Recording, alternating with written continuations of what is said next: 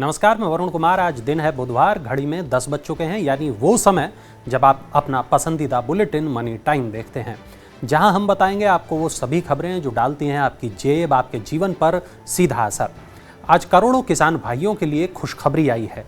सरकार ने खरीफ फसलों की एमएसपी को बढ़ा दिया है। सरकार ने आज विभिन्न खरीफ फसलों का न्यूनतम समर्थन मूल्य बढ़ाने की घोषणा की है। केंद्रीय मंत्रिमंडल ने 2022-2023 के लिए 14 खरीफ फसलों की एमएसपी बढ़ाने को अपनी मंजूरी दे दी है। धान की सामान्य ग्रेड के लिए नया समर्थन मूल्य 2040 रुपये प्रति क्विंटल होगा, जो पिछले साल 1940 रुपये प्रति क्विंटल था। इसमें 100 रुपये प्रति क्विंटल की बढ़ोतरी की गई है। धान की ए ग्रेड वैरायटी के लिए समर्थन मूल्य 1960 रुपये से बढ़ाकर 2060 रुपये प्रति क्विंटल किया गया है। धान एक प्रमुख खरीफ फसल है और इसकी बुआई पहले ही शुरू हो चुकी है। इस साल मानसून सामान्य रहने की उम्मीद है, जिससे फसल उत्पादन बेहतर रहने की संभावना है। ज्यादा ईएमआई चुकाने के लिए अब आपको तैयार हो जाना चाहिए। लगातार दूसरे महीने आरबीआई ने रेपो रेट को बढ़ा दिया है। आपकी ईएमआई अब और बढ़ने जा रही है, क्योंकि आरबीआई ने रेपो रेट आधा फीसदी बढ़ा दिया है। रेपो रेट अब 4.40% से बढ़कर 4.90% हो गया है। रेपो रेट बढ़ने से घर खरीदने की योजना बना रहे लोगों की मुश्किलें बढ़ जाएंगी। अब उन्हें बैंक से ज़्यादा इंटरेस्ट रेट पर लोन मिलेगा, इससे उनकी ईएमआई ज़्यादा होगी। रेपो रेट बढ़ने से उन लोगों की ईएमआई भी बढ़ जाएगी जिन्होंने पहले से बैंकों से होम लोन ले रखा है। इसकी वजह यह है कि ज़्यादातर बैंक फ्लोटिंग इंटरेस्ट रेट पर होम लोन देते हैं। फ्लोटिंग इंटरेस्ट रेट का मतलब है कि जब रेपो रेट बढ़ेगा तो आपकी ईएमआई भी बढ़ेगी। इसी तरह जब रेपो रेट में कमी आएगी तो आपकी ईएमआई कम हो जाएगी। अब बैंक और होम लोन देने वाली कंपनियां लोन पर इंटरेस्ट रेट को बढ़ा देंगी, इससे आपकी ईएमआई इसके अनुपात में बढ़ जाएगी। घर खरीदारों को आरबीआई ने दी है थोड़ी राहत। सहकारी बैंकों के लिए आवास ऋण की सीमा बढ़ाकर दोगुना कर दी है। आरबीआई ने बुधवार को मकान की कीमतों में वृद्धि को देखते हुए सहकारी बैंकों के लिए होम लोन की मौजूदा सीमा को दोगुना कर 1.40 करोड़ रुपए कर दिया है। सहकारी बैंकों के लिए इससे पहले कर्ज सीमा को लेकर संशोधन 2011 में किया गया था। इसके अलावा ग्रामीण सहकारी बैंकों को अब रिहायशी परियोजनाओं से जुड़े बिल्डरों को कर्ज देने की अनुमति भी दी गई है। अर्बन कोऑपरेटिव बैंक अब 1.40 करोड़ रुपए तक का होम लोन दे पाएंगे, इसकी उनको अनुमति होगी। अब तक ये सीमा 70 लाख रुपए थी। वहीं ग्रामीण सहकारी बैंक 75 लाख रुपए तक का कर्ज दे सकेंगे, जो अब तक 30 लाख रुपए था। देश में सस्ते मकानों की ज़रूरतों और आवास क्षेत्र को कर्ज सुविधा उपलब्ध कराने की क्षमता को देखते हुए ये फैसला लिया गया है। इसके अलावा आरबीआई ने बुजुर्गों और दिव्यांगों की मदद के लिए अर्बन कोऑपरेटिव बैंकों को अनुसूचित बैंकों की तरह अपने ग्राहकों को उनके घर पर ही बैंकिंग सेवाएं देने की अनुमति दे दी है। क्या आप भी कई तरह के चार्जर रखने की समस्या से परेशान हैं? तो जल्द ही आपको इससे छुटकारा मिलने वाला है। यूरोपीय संघ में इस बात पर सहमति बन गई है कि साल 2024 से सभी इलेक्ट्रॉनिक डिवाइस में एक जैसे चार्जर का इस्तेमाल किया जाएगा। संसद की विज्ञप्ति में कहा गया है कि 2024 तक यूएसबी टाइप सी को यूरोपीय संघ में सभी मोबाइल फोन, लैपटॉप, टैबलेट और कैमरों के लिए चार्जिंग पोर्ट बनाया जाएगा। इस फैसले के बाद mobile phone, tablet, e reader, earbuds, digital camera, headphone, headset, handhold video game console, wired cable और कीबोर्ड, कंप्यूटर माउस और पोर्टेबल नेविगेशन डिवाइसेस के लिए अब एक जैसा चार्जर होगा। यूरोपीय संघ का मानना है कि इस फैसले से उपभोक्ता अनावश्यक चार्जर खरीद पर हर साल 26.7 करोड़ डॉलर तक की बचत कर पाएंगे। इसके अलावा सभी डिवाइसेस के लिए एक जैसे चार्जर होने से करीब 11,000 टन इलेक्ट्रॉनिक कचरा भी कम होगा। यूरोपियन यूनियन के बाद यह सुविधा पूरी दुनिया में लागू होने की उम्मीद है। यस बैंक के ग्राहकों को अब एफडी पर ज्यादा फायदा होगा, क्योंकि बैंक ने ब्याज की दरों को बढ़ा दिया है। प्राइवेट सेक्टर के यस बैंक ने 2 करोड़ रुपए से कम की एफडी पर ब्याज को बढ़ा दिया है। अब ग्राहक को 3.25% से 6.25% और सीनियर सिटीजन को 7 दिन से 10 साल के कम के डिपॉजिट पर 3.75% से 7.00% तक का ब्याज मिलेगा। यस बैंक 7 से 14 दिन की जमा राशि पर 3.25%, 15 से 45 दिन की जमा पर 3.50% ब्याज दर की पेशकश कर रहा है।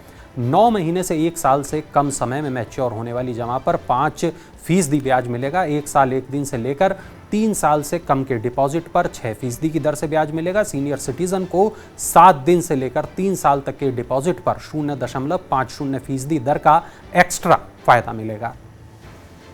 क्रेडिट कार्ड यूजर्स के लिए खुशखबरी है, अब यूपीआई के जरिए भी वो पेमेंट कर पाएंगे। क्रेडिट कार्ड रखने वाले लोगों के लिए अब अच्छी खबर है, क्योंकि वे क्रेडिट कार्ड से यूपीआई के जरिए पेमेंट कर सकेंगे।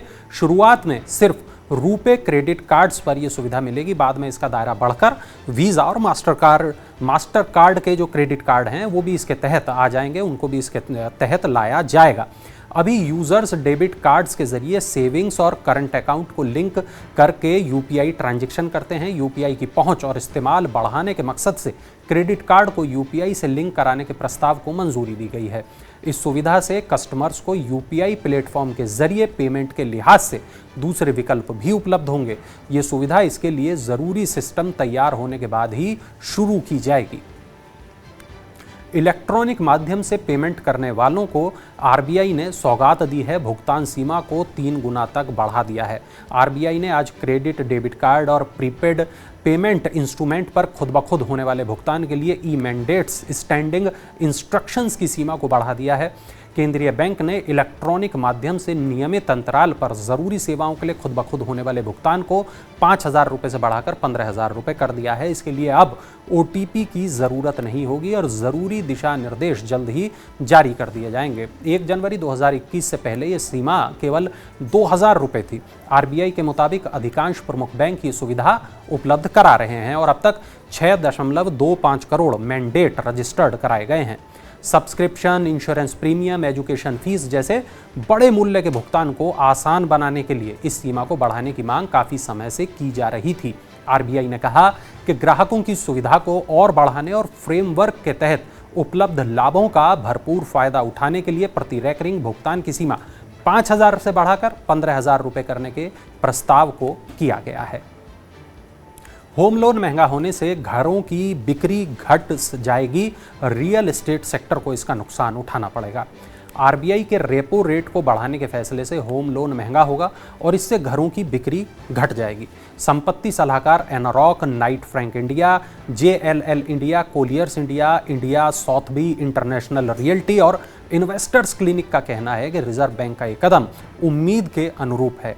इससे होम लोन पर ब्याज दरें बढ़ेंगी। एनरॉक के चेयरमैन अनुज पुरी ने कहा कि ब्याज दरों में वृद्धि का असर मकानों की बिक्री पर आने वाले महीनों में दिखाई देगा। अफोर्डेबल और मिड सेगमेंट घरों की बिक्री पर इसका असर सबसे ज्यादा दिखाई देगा। हाउसिंग.com और proptiger.com के सीईओ ध्रुव अग्रवाल का कहना है कि होम लोन पर ब्याज दरें बढ़ेंगी, जिससे ग्राहकों की धारणा प्रभावित होगी। क्रिप्टो करेंसी पर आरबीआई क्या कदम उठाने जा रही है, आइए जानते हैं क्या कहा है गवर्नर शक्तिकांत दास ने। क्रिप्टो करेंसी पर आरबीआई और सरकार के बीच लगातार बातचीत जारी है। आरबीआई गवर्नर शक्तिकांत दास ने कहा कि आरबीआई क्रिप्टो करेंसी पर सरकार के कंसल्टेशन पेपर का इंतजार करेगा। उन्होंने ये भी बताया कि आरबीआई पहले ही क्रिप्टो करेंसी पर इस कंसल्टेशन पेपर में सरकार को अपना रुख बता चुकी है। आरबीआई गवर्नर ने कहा कि क्रिप्टो करेंसी की अंडरलाइंग वैल्यू एक ट्यूलिप से भी कम है। ऐसे में आरबीआई क्रिप्टो करेंसी के वॉलेटाइल नेचर को लेकर काफ़ी सतर्क है। भारत सरकार दुनिया के तमाम देशों में क्रिप्टो करेंसी रेगुलेशन के लिए बनाए गए कानूनों का भी अध्ययन कर रही है। क्या आप महंगी गाड़ियों के शौकीन हैं? तो ये खबर आपके काम की हो सकती है। जर्मनी की sports luxury car company Porsche ने भारत में पुरानी यानी सेकंड हैंड कारों के बाजार में कदम रखा है। पोर्श अप्रूव्ड कार्यक्रम अब पुरानी कारों पर 12 महीने की न्यूनतम वारंटी के साथ देश भर में उपलब्ध है। इसमें सड़क किनारे 24 घंटे की सेवा भी शामिल है। पोर्श इंडिया ने कहा कि इस पहल का उद्देश्य आने वाले सालों में भारत की सड़कों पर पोर्श वाहनों की संख्या को बढ़ाना है। पोर्श इंडिया के लिए सेकंड हैंड कारों के बाजार में सेवाओं का विस्तार एक महत्वपूर्ण कदम है। इस कदम से उन ग्राहकों को फायदा होगा जिनके पास कभी पोर्श वाहन नहीं रहा है। पोर्श अप्रूव्ड कार्यक्रम के तहत उच्च स्तर की गुणवत्ता की पेशकश की जाती है। प्रत्येक पुरानी पोर्श गाड़ी को 111 जांच बिंदुओं पर परखा जाता है। चलिए अब नजर डालते हैं आईपीओ अपडेट्स पर। मोबीक्विक ने अपनी आईपीओ योजना टालने के बाद विस्तार के लिए नई रणनीति बनाई है। कंपनी व्यापार विस्तार और नए कर्मचारियों की भर्ती के लिए $10 करोड़ की राशि जुटाने के लिए निवेशकों के साथ बातचीत कर रही है। कंपनी की को फाउंडर उपासना टाकू ने कहा कि उनकी योजना सही समय पर आईपीओ लाने की है। तो ये थी आज की तमाम बड़ी खबरें, ज़रूरी खबरें, महत्वपूर्ण खबरें, वो खबरें जो आपकी जेब, आपकी ज़िंदगी पर असर डालती हैं। ऐसी ही खबरों के लिए आप देखते रहें मनी टाइम, और हाँ, मनी 9 को सब्सक्राइब करना बिल्कुल मत भूलिएगा। और चलते चलते देखिए खास इन्फोग्राफिक।